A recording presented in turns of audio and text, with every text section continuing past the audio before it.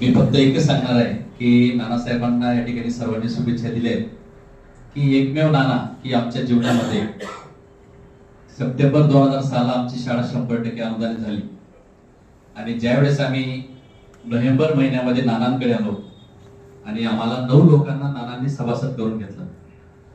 November मध्ये सभासद केलं आणि डिसेंबर मध्ये आमच्या 5 लोकांना तुम्ही कर्ज दिलं आणि कर्ज दिल्यानंतर दुर्दैवाने आमच्या शाळेवरती नाशिक विभागाचे शिक्षण उपसंचालक आले आणि त्यांनी सांगितले की तुमची शाळा दहाव्याच्या घरात भरते, पत्र्याच्या घरात भरते, तर तुमची शाळा बंद का करण्यात येऊ नये.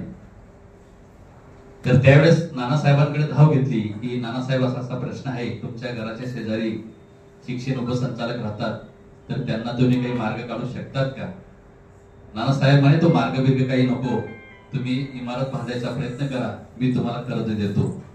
मी एकमेव महाराष्ट्रातले चेअरमन समजतो नानासाहेबांना की शिक्षकांना, मुख्याध्यापकांना, शिपायांना, क्लर्क भाऊसाहेबला घर बांधण्यासाठी कर्ज देतात पण शाळा बांधण्यासाठी कर्ज देणारे एकमेव. आणि त्यावेळेस माझ्या सर्व कर्मचाऱ्यांना नियमामध्ये बसत नसताना एवढं देऊन टाकलेलो यांना आणि ते कर्ज दिलं आणि ते कर्ज दिल्यानंतर आम्ही 2008 मध्ये चांगल्या प्रकारची इमारत बांधू शकलो आणि इमारत बांधल्यानंतर शिक्षण उपसंचालकांसमोर जो स्टॅम्प दिला होता 100 रुपयाचा तो परत घेऊ शकलो. आणि 2008 ला जेव्हा आम्ही शाळेची इमारत बांधली त्यावेळेस मी नानांना फोन केला की नानासाहेब तुम्ही दिलेले पैसे सत्कारणी लागले.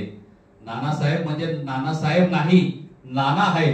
एक म्हण आहे ऐराणी, मराठी आणि इंग्रजी की नो मनी दानादानी, सो मनी आबादानी. नाना म्हणजे खरोखर एक आबादानीचा माणूस आहे आणि आमची इमारत उभी राहिली आणि इमारत उभी राहिल्यानंतर आज माझ्या सर्व शिक्षकांची घरं झाली, सर्व शिपायांची घरं झाली. म्हणजे पहिले शाळेची इमारत बांधण्यासाठी पैसे देणारा, कर्ज देणारा एकमेव चेअरमन म्हणजे नानासाहेब. आणि आजच्या दिवशी खरोखर मला माझ्या मनामध्ये होतं की नानासाहेबांच्या वाढदिवसाला जाईल आणि सांगेल की असा माणूस नाही होणार. नानासाहेब खरोखर तुम्ही 100 गाठा आणि तुमच्या 100 आम्हाला बोलवा, म्हणजे खरोखर परमेश्वराला देखील ते मान्य राहील असं मी समजतो. नानासाहेब तुम्हाला खूप खूप शुभेच्छा. धन्यवाद.